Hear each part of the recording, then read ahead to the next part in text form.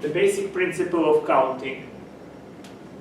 Much in probability has to do with the ability to figure out how many outcomes are there for a particular experiment. So the first thing we need to do is learn how do we effectively count. And the main thing here, and if you understand this, that will make the subject a lot easier. It will actually be the whole of the subject.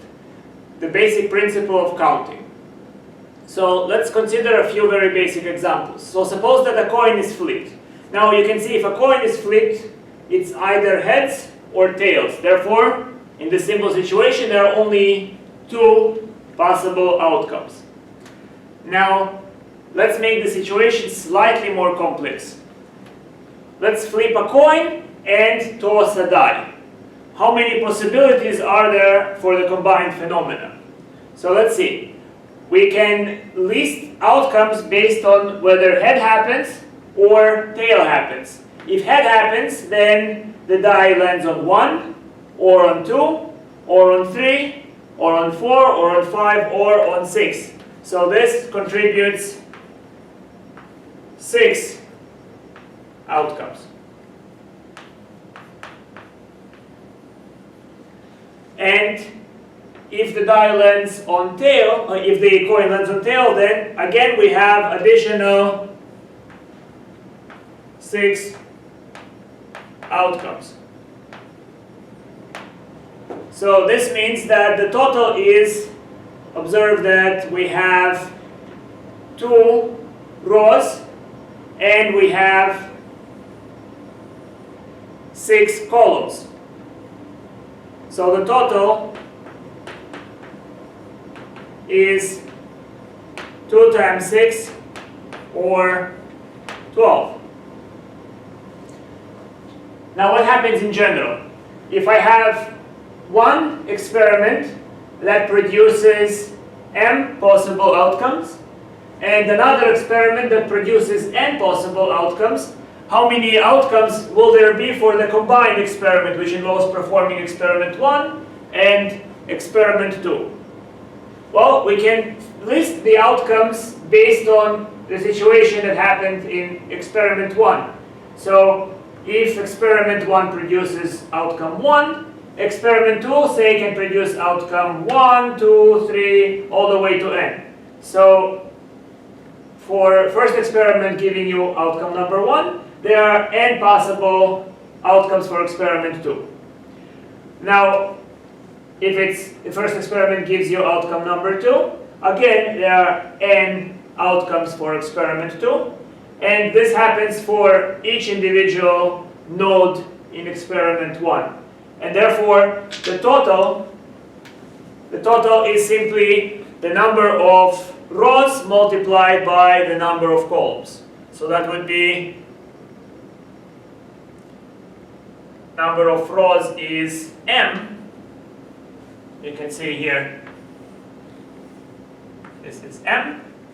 And the number of columns is n. So that would be m times n. Seems easy? Wonderful. Let's see if we can apply this in a few examples.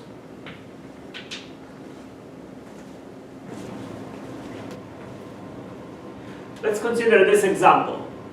Suppose that we have 10 women and each woman has 3 children. If one woman and one of her children are to be crowned Woman and Child of the Year, how many different outcomes are possible? Now, this might seem like a very simple question, but I want you to be afraid. I want you to think of probability like Kafka's castle. Very scary because it has to be very bureaucratic. In other words, when we consider possibilities, we want to devise documents that will capture each situation. So there must be an official document recording the choice of a woman in this case and a choice of her child. So this is how we devise this document.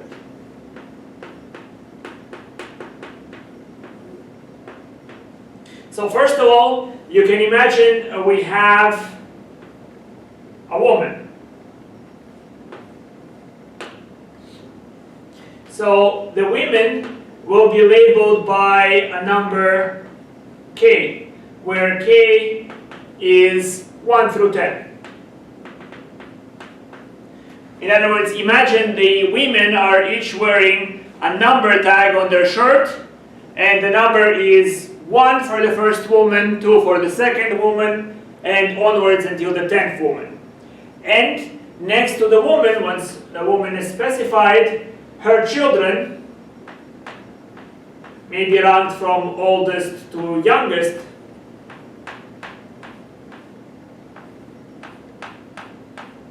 Are also carrying a number. The number is 1, 2, and 3. What might then be the document? Well, take the document and the document has to have 2 boxes. This is for the mother, and this is for the child. So for example, if I write in the numbers 4 and 2, this means that the fourth woman carrying the number tag 4, was picked as Mother of the Year, and her middle child, child number 2, was picked as Child of the Year. So notice, of course, that the outcome of experiment 1 influenced the outcome in experiment 2. In other words, different mothers have different children. But because each mother has the same number of children, we are able to use the basic principle of counting, because we can list the mothers then. We can count how many outcomes in experiment 1, that's picking the mother. It has 10 outcomes. And the second part of the experiment involves in selecting her child. And this always has 3 outcomes. Thus, by the basic principle of counting, the answer is simply 10 multiplied by 3. Notice that 10 multiplied by 3 is the same as 3 multiplied by 10. This is true algebraically, but implicitly, this means, the second part means that I first was dealing with a child. I filled this box first, selected the child, and then somehow selected the corresponding mother. Of course, the code has to be unambiguous, right? There are many children that have the number 1. There are 10 children that have the number 1. There are 10 children that have the number 2. Right? So the code you can devise any code as long as it is unambiguous. As long as whenever I read the full code, it is clear to me what was the outcome for both experiments. So 10 times 3 means I first picked my mother of the year, and then I picked the child of the year. And 3 times 10 might mean that there was another code used. So be very careful. Now, what is the general principle of counting? We can generalize this idea by dealing with more than 2 experiments. What happens if I have experiment 1 or procedure 1 that has N1 outcomes? No matter what was the outcome in experiment 1, experiment 2 has 1 through N2 possible outcomes. And then all the way to some experiment R that has 1 through NR possible outcomes. So how am I going to count this? How many outcomes are altogether where my report has to involve experiment 1 through experiment R? Now think again, Germans are very bureaucratic, so think of Kafka and think of the appropriate document that will capture the outcomes in the experiment. So we are trying to count the number of documents or the number of codes that are legible for the document. So this document will be a box, and the box is divided into are slots. So this is slot number 1, slot number 2, all the way to slot number R. In first slot, I put a number 1 through N1. So here, you can see that the set of outcome is a vector. I can put some number x1. Maybe the number is 2. Here I will put x2 and all the way to xr. That's how the document is filled. So in other words, the set of all possible outcomes is the number of possible vectors where coordinate x1 varies through the numbers 1 through n1, all the possible outcomes of experiment 1. x2 varies through possible outcomes in experiment 2, and etc. Now, I can understand how to do the counting by grouping by using induction, right? So, for example, those first two can be thought of as a super experiment. By basic principle of counting, the super experiment contains contains 1 through n1 times n2 possible outcomes. And then I can group this with the next procedure, and that would be n1 times n2 times, so that was the first procedure, times n3. So, and then by induction I can group this. This now has n1 times n2 times n3. That is a super experiment of a super experiment involving x1, experiment 2, and experiment 3. And we continue in this fashion until we reach the last experiment. We can always compare them pairwise. And thus the number is n1 times n2 times n3 all the way until we get to n sub r.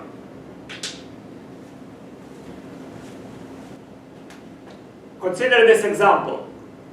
How many different 7-place license plates are possible if the first 3 places are to be occupied by letters and the final 4 places by numbers?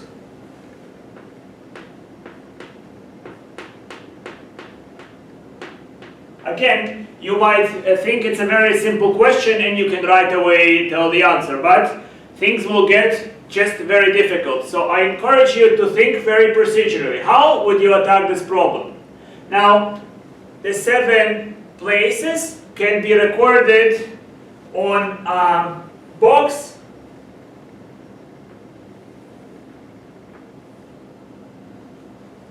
where the first 3 places are letters, and then the remaining ones are numbers.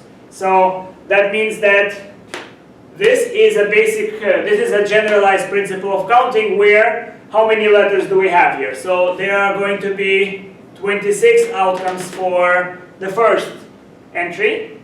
So it is 26 outcomes to the first entry times 26 outcomes in the second entry times 26 outcomes in the next entry, and then we have numbers. So 4 numbers are 0 through 9, so we have next is 10, next is again 10, next again 10, and 10. So that we have as 26 to the power of 3 multiplied by 10 to the power of 4. Another equally simple question is how many functions defined on endpoints are possible if each function value is either 0 or 1.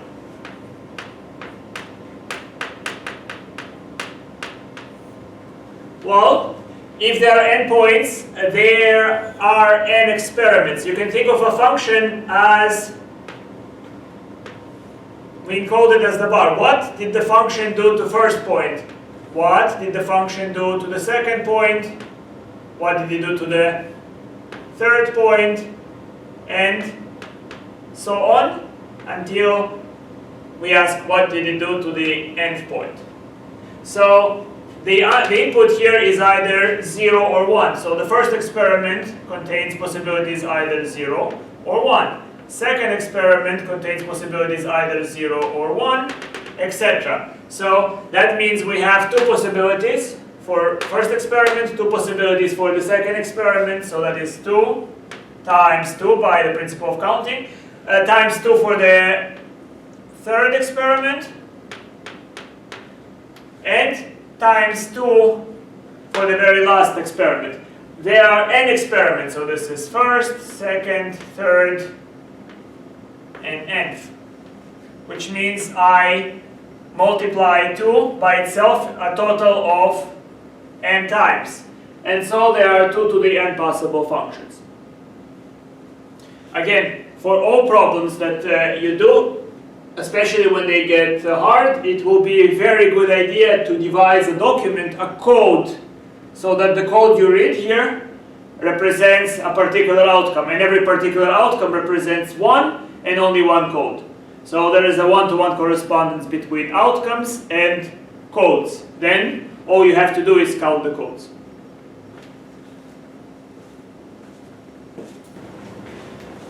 And now let us consider permutations. How many ways are there, for example, to arrange n students in a row? So what do I mean by arranging them in a row? Well, I can think of the students as wearing a number tag. So there is a student wearing the number 1, there is a student wearing the number 2, and onwards until a student wearing the number n. Imagine that on the floor, it's a gym floor, and the floor has a grid. And there is a first place in the grid, second place in the grid, third place in the grid, and onwards all the way to the nth place in the grid. So if I see this outcome, if I see that person 1 is in the first grid, person 2 is in the second grid, and so on, I can imagine this form that I fill out. So this form, this is first place, second place, nth place. So I see the following number. I see the number 1, followed by 2, followed by 3, all the way until I reach the nth number.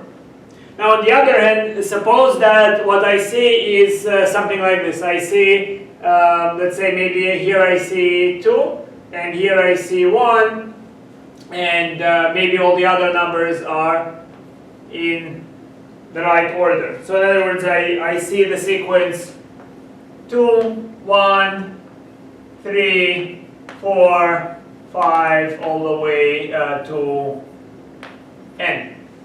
This means that person wearing tag number 2 is in the first place in this row. Person who is wearing the tag number 1 is in the second place, and so on. So you can see that the code made out of the numbers 1 through n will uniquely identify how the row is constructed. So I can read those numbers and I see where I place people in the row. So then let's understand what happens when we fill out the outcomes in this experiment. So I can select a student to be standing in first place. So that's my first experiment. How many possibilities are there? It could be student 1, student 2, all the way to student n. I have n choices since I have n students of whom to place in the first box. Now, once I made my choice, the second place cannot be occupied by the choice I made. So the second place has only n-1 possibilities. Once that choice is made, the next place will have n-2 possibilities. Right? So first has n possibilities, second has n-1 possibilities, and so on. So this involves how many experiments? This involves all the way until I reach the nth experiment. Here I have no choice. There's only one possibility that can be placed here. Only one possibility. So that means that I have n multiplied by n minus 1 multiplied by n minus 2, and I continue multiplying until I reach the number 1. So when I multiply integers consecutively, that's called n factorial. That's the shortened. It's n factorial. So for example, 5 factorial means 5 times 4 times 3 times 2 times 1. So they are n factorial permutation. That's a permutation of just arranging the numbers, just reordering the numbers 1 through n. So let's consider this experiment. Class has 6 men and 4 women. Students are ranked according to their performance from best to worst.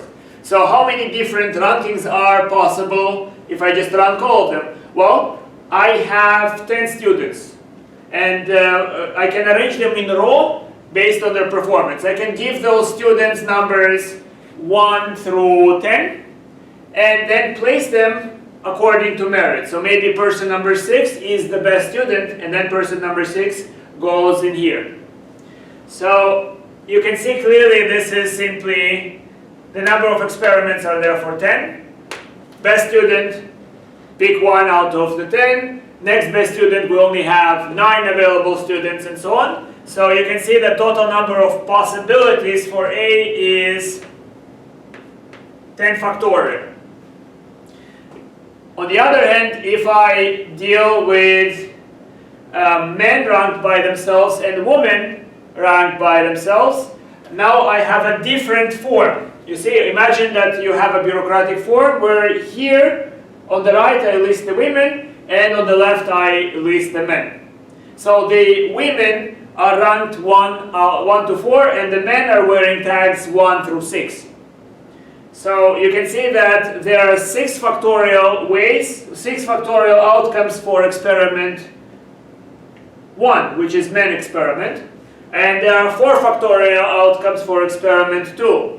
And therefore, by the basic principle of counting, this is 6 factorial times 4 factorial.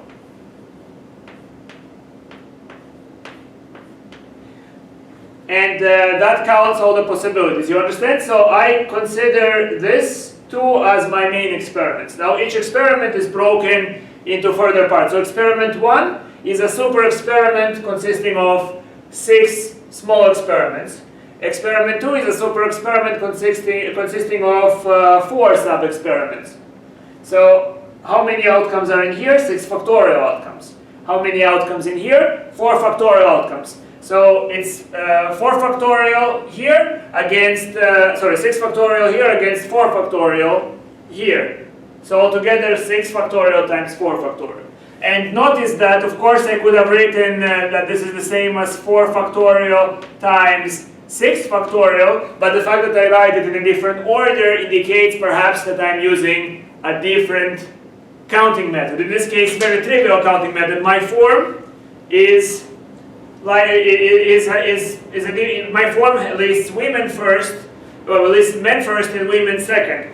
And when you write 4 factorial times 6 factorial, maybe implicitly you list women first here and then men second. So those 2 procedures are counting different documents. Consider this example. We have to arrange 10 books on a shelf. 4 are math books, 3 are chemistry, 2 books are history, and there is 1 language book. We have to keep books on the same subject together. How many possibilities are possible? So how many outcomes are possible? Here the situation begins to be slightly difficult, and I advise you to construct a code. So this is a code that I would have constructed. So I imagine a document, and the document is broken into 4 cells, then another 4 cells, then another 3 cells, then 2 cells, then 1 cell. So the first cell deals with the order by which I'm going to see the subject. So if I see this is my beginning of the shelf and over there is my end, as I walk through the shelf, what is the first subject I see, what is the next subject I see, etc. And then the other boxes are dealing with the internal arrangement of the subject. So how do I imagine this happening? So I am giving the subjects numerical values. So mathematics is the first subject, chemistry is labeled by the number 2, history is labeled by the number 3, and language is labeled by the number 4. So for example, if what I see over here is, let's say, 2, 4, 3, 1, it means that when I begin walking and looking at the shelf, the first topic I see is topic number 2, that is chemistry. I will see first the 3 books of chemistry. As I move on, I will see the next topic is language. I will see 1 book of the language next, and then as I walk to the next place, I see topic number 3, then I'll see 2 books on history, and finally I will see the 4 math books. Okay? You can see that this code only tells me the order of the subjects, how I will see them. Now, the math books were among themselves, so you can imagine that there is a number 1 on the math book, and additionally there is a ranking. The math books are labeled 1 through 4. So if I say something like 2, 1, 4, 3, it means that at the moment when I'm passing by the math subject, I first see the volume 2 of math, then I see the volume 1, then I see volume 4, then I see volume 3. So that's arrangement within the category. Let's say maybe the chemistry volumes are arranged in the right order. So when I look through the chemistry books, I see chemistry 1, chemistry 2, chemistry 3. Maybe history is arranged like this. And there is really no way to do anything. There is only 1 volume for a language. So you see, if you see this digit code, you can reconstruct what's happening on the shelf, right? If you see, this tells you how the subjects are arranged, this tells you how the volumes are arranged among themselves. So this full code translates to a very lucid picture of how the books are placed on the shelf. And any placement of books on the shelf can be translated to this code. This means that in order to count the number of possible outcomes, possible arrangements, it's enough to count the number of codes. You can see that that involves 4 experiments. First experiment, second experiment, third, fourth, 5 experiments, apologies, right? 5 experiments, and each experiment contains a number of outcomes. So a subject experiment contains 4 factorial outcomes. So that would be 4 factorial. Math experiment contains also 4 factorial possible outcomes. Chemistry experiment contains 4 factorial possible outcomes. Sorry, 3 factorial possible outcomes. History experiment contains 2 factorial possible outcomes, and language experiment contains 1 factorial possible outcomes. Thus my answer is, by the principle of counting, it's 4 factorial times 4 factorial times 3 factorial times 2 factorial times 1 factorial. Again, many of you might have solved this question very rapidly, but the sure way to avoid errors is to devise codes that encode the event in a one-to-one fashion. That is, whatever situation I see, whatever outcome I see can be translated to a unique code. And whatever unique code I see can be translated to a unique outcome. So that means that there is a one-to-one matching between codes and outcomes. And if that happens, I can count the number of codes. And if that's easier, that will give me a very foolproof as you can get in the subject procedure that will give me the right result and avoid making mistakes.